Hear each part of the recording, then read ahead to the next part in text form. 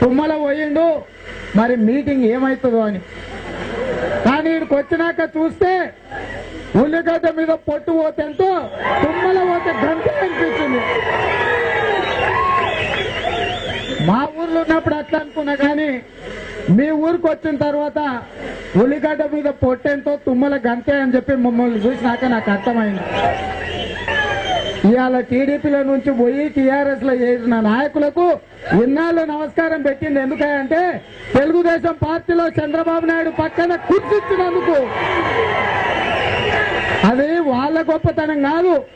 చంద్రబాబు నాయుడు పక్కన కూర్చోబెట్టుకొని కుర్సిస్తే కాళ్ళ మీద కాలు వేసుకొని ఊపుకుంటూ కూర్చుంటే ఆయనకు చంద్రబాబు నాయుడు దయ ఉన్నది కాబట్టి మనం ఆయనకు దండం పెట్టాలని కార్యకర్తలు దండం పెట్టారు. ఇవాళ పార్టీ మారిండు. చంద్రబాబు నాయుడు పక్కలైతే కాలు మీద కాలు వేసుకొని కాలు ఊపుకుంటూ కూర్చున్నాడు. ఇవాళ కేసీఆర్ దగ్గరకు వస్తే కింద ఆయన కాళ్ళకాడ కూర్చోవలసిన పరిస్థితి వచ్చింది.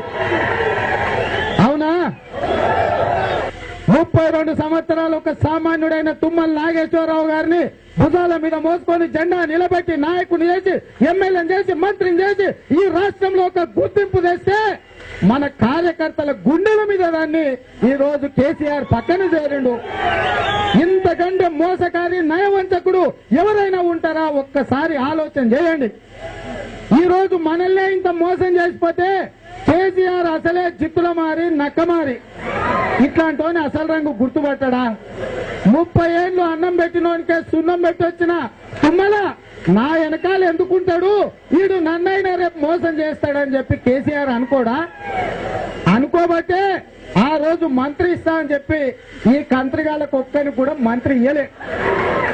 అన్ని పార్టీలలో ఉండే కంత్రిగాళ్ళని అందరినీ ఎత్తుక్కుంటున్నాడు, వాళ్ళందరినీ పిలుస్తున్నాడు, మంత్రులు ఇస్తా అని చెప్పి నమ్మి ఆ కోతల కేసీఆర్ దగ్గర పోయి చేరుతున్నారు.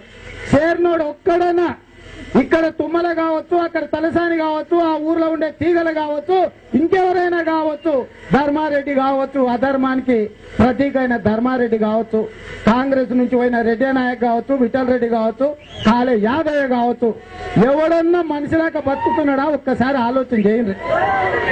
ఈ రోజు నేను అడుగుతున్న కేసీఆర్ ను, ఎవరి బిడ్డనో ఎత్తుకొని నా బిడ్డను ముద్దాడినట్టుంది.